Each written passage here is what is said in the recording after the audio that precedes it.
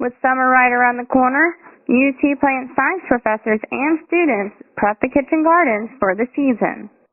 There are a variety of edible plants that are planted in the garden, ranging from herbs to tomatoes to strawberries. With the help of plant science professors and students, they are on their way to a successful season. Holly Jones, who is the kitchen garden manager, says her job is pretty extensive in order to maintain and grow the kitchen garden. Jones also says that with the help of the volunteers, it makes it even more possible to grow a flourishing kitchen garden. Clean the beds, turn the compost, deal with the vegetables, just do everything that it takes to have a kitchen garden. Not only do the plant science professors and volunteers work in the kitchen garden, but so does public horticulture intern Laura Wigger, a senior at UT. Wigger says in addition to planting, pruning, and weeding, she also educates students on plants and does interior plantscaping. Wigger also says there are some personal perks for her for working in the food garden. Just watching it come to life in the spring, that's my favorite part. And then also doing little things like pruning and weeding and then watching them thrive even more so after that. With all of the work that goes into growing a kitchen garden, the food garden is on its way to growing blueberries, blackberries, figs, and many more vegetables and herbs. For UT Today, I'm Jessica Quinlan. UT is bringing a new program located at the International House, the Confucius Institute. The Confucius Institute has been a long process in the making. It's going to open many doors of opportunities to those who wish to study abroad, learn Chinese, and their culture.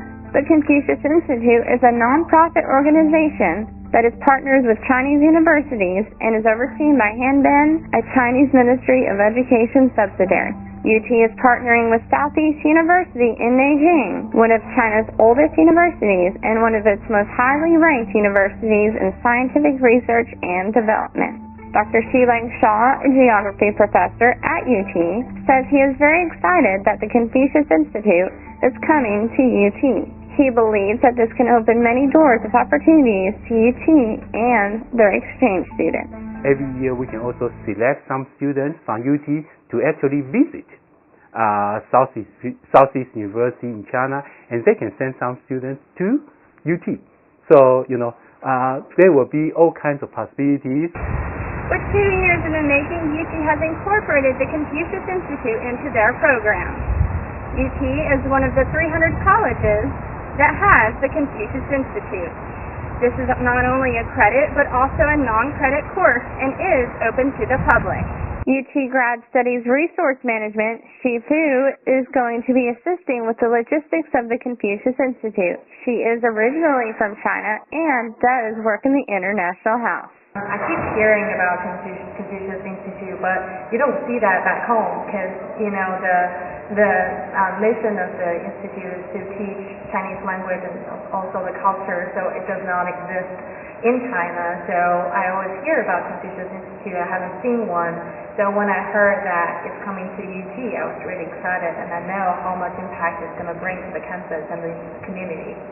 Not only will the Confucius Institute bring new life to UT, but it will also bring new opportunities for those who wish to enhance their degrees by learning another language. Since the United States partners with China in many business exchanges, the Institute can allow UT students to be a part of something big and make themselves more marketable. For UT Today, I'm Jessica Quinlan.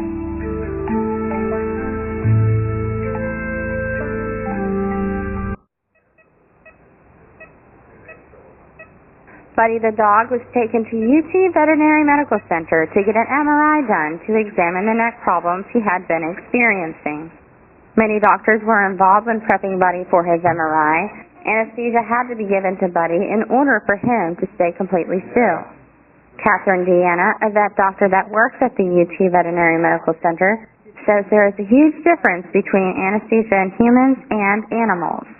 the main difference between anesthesia in veterinary medicine and anesthesia in human medicine. In human medicine, they'll tell you as the patient just to lay still, and you have to remain still for an hour. Our patients don't listen to us when we tell them that, so they have to undergo sedation and or general anesthesia for the MRIs. Since Buddy cannot tell us when and where his pain hurts in his neck, he was brought here to UT Veterinary Medical Center to get an MRI done so that the doctors can diagnose it. Deanna also says the first step when prepping Buddy for his MRI is to check his blood levels. For Buddy, his blood levels were low, which meant he was mildly dehydrated, which is most often common for dogs that have neck problems. Reason being, because it's just too hard for Buddy to drink his water. Deanna says when this problem arises, they use a refractometer. This device helps the doctors know whether or not it is safe enough for Buddy to have his anesthesia. The anesthesiologist increases his hydration by adding some serum to his blood levels to boost his hydration up. We'll then use a refractometer to evaluate the serum for specific gravity, and that will help us decide whether or not we need to give some supportive IV fluids before anesthesia or not. With the help of the UT veterinary medical doctors, Buddy is just one more step closer to getting fixed, so he will not experience any more neck pain. For UT Today, I'm Jessica Quinlan.